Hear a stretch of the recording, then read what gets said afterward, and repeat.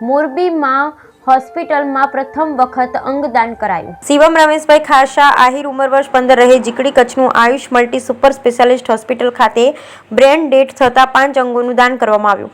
આજરોજ તારીખ 24 જાન્યુઆરી 2024ના રોજ વહેલી સવારે મોરબીના Ayush multi super specialist hospital ખાતે મૂળ કચ્છના ભુજ તાલુકાના જીકડી ગામે ખેડૂત રમેશભાઈ સ્વભાવે ખૂબ જ માયાળુ, સેવાભાવી અને પ્રેમાળ સ્વભાવના હોય તેમના વહાલ સોયા દીકરાને 8 દિવસ પહેલા મગજની બીમારીના કારણે મોરબીની આયુષ મલ્ટી સ્પેશિયાલિસ્ટ હોસ્પિટલ ખાતે દાખલ કરવામાં આવ્યા। તેઓને ડોક્ટર મિલન મકવાણા, ડોક્ટર દર્શન Parmar, doctor Amit Dodiya, doctor Nimesh Jain, doctor ઉત્તમ પેઠડિયા, ડોક્ટર વિજય મકવાણા સહિતના ડોક્ટરોની ટીમ દ્વારા અદ્યતન સારવાર બાદ ડોક્ટર મિલન મકવાણા ન્યુરો સર્જન દ્વારા બ્રેન ડેડ જાહેર કરાયા। ત્યારબાદ ડોક્ટર દર્શન પરમાર, ડોક્ટર મિલન મકવાણા, ડોક્ટર અમિત ડોડિયાએ અંગોનું દાન માટે માહિતી સમજાવી સેવાભાવી એવા આહિર પરિવારે એક ક્ષણનો પણ વિલંબ કર્યા વગર દીકરા શિવમને અનેક જીવમાં જીવતો રાખવા માટે સહમતિ આપી।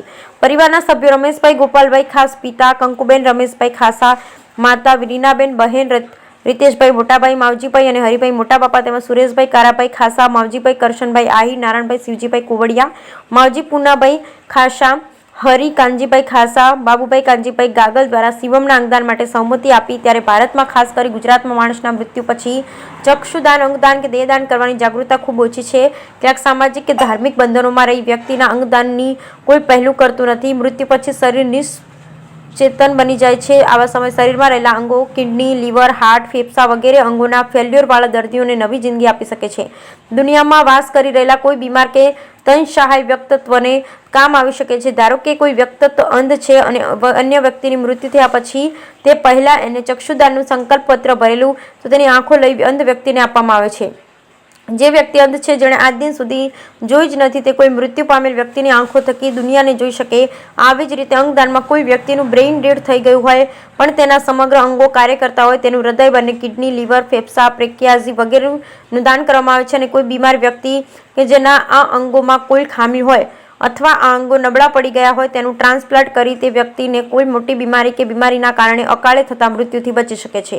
ત્યારે અંગદાન જાગૃતિ અંગે આજથી 1 મહિના પહેલા અંગદાન ચેરિટેબલ ટ્રસ્ટના દિલીપભાઈ દેશમુખની હાજરીમાં આયુષ હોસ્પિટલ ખાતે આઈએમએના ડોક્ટર અને આયુષ હોસ્પિટલના તમામ ડોક્ટરોએ અંગદાન જાગૃતિ કાર્યક્રમ યોજાયો હતો। તેના પરિણામ સ્વરૂપે આજરોજ મોરબી જિલ્લામાંની કોઈ હોસ્પિટલમાં પ્રથમ અંગદાન શક્ય બન્યું। આજરોજ મોરબી જિલ્લામાંથી કોઈ હોસ્પિટલમાં થયેલું હોય તેવું પ્રથમ શિવમભાઈનું બંને કિડનીનું દાન એસઓટીટીઓ ખાતેથી ફાળવવામાં આવેલ છે અને ફેફસા તથા લીવરનું દાન કેડી હોસ્પિટલ અમદાવાદ ખાતે મોકલવામાં આવ્યું છે।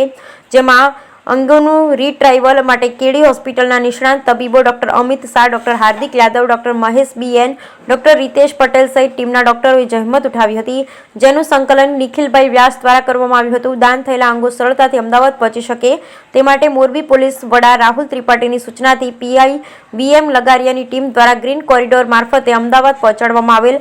તમામ પ્રક્રિયામાં આયુષ હોસ્પિટલના સમગ્ર સ્ટાફ મિત્રોનો ખૂબ જ સારો પરિશ્રમ કરી સહકાર આપેલ।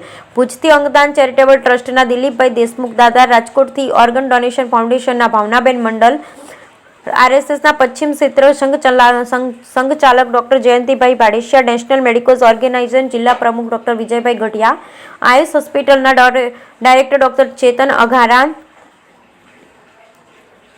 આહિર પરિવારના સ્નેહી ગણપતભાઈ રાજકોટ, સામાજિક કાર્યકર્તા હર્ષિતભાઈ કાબર અને તપનભાઈ દવે સહિતનાએ પરિવારને સહૃદય સાંત્વના પાઠવી।